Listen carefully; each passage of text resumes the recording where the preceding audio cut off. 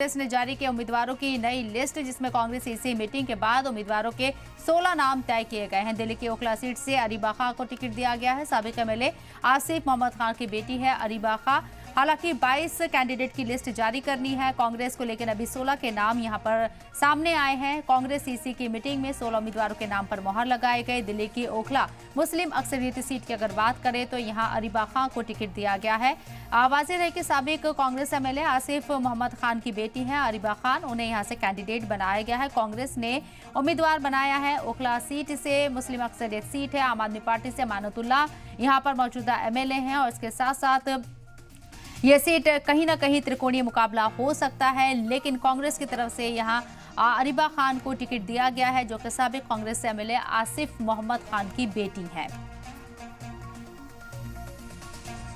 तो आपको बता दें कि 22 कैंडिडेट के नामों का ऐलान होना था। कांग्रेस की ये तीसरी लिस्ट है, कांग्रेस की दूसरी लिस्ट है, जहां ये नाम उन्होंने आम किए हैं। 16 उम्मीदवारों के नाम आम किए गए हैं। 16 कैंडिडेट की लिस्ट सामने आ गई है। हालांकि 5 तारीख को वोटिंग है दिल्ली के अंदर, 5 फरवरी को, 8 फरवरी को नतीजे सामने आएंगे। नॉमिनेशन की आखिरी तारीख 17 बताई गई है। इसके साथ साथ जिस तरीके से अभी तक और कैंडिडेट के नाम आना सामने बाकी है, लेकिन फिलहाल 16 कैंडिडेट के नाम आम कर दिए गए हैं। कांग्रेस से लगातार जिस तरीके से कैंडिडेट के नाम को लेकर पशुपेश में नजर आ रही है, सीधे तौर पर आम आदमी पार्टी और बीजेपी से उसे कड़े मुकाबले की उम्मीद नजर आ रही है। लेकिन ओखला जैसी मुस्लिम अक्सरियती सीट पर यहां अरीबा खान को टिकट दिया गया है कांग्रेस के जरिए। अरीबा खान की अगर बात करें तो साबिक एमएलए आसिफ मोहम्मद खान की वो बेटी है, उन्हें कांग्रेस ने यहां से उम्मीदवार बनाया है।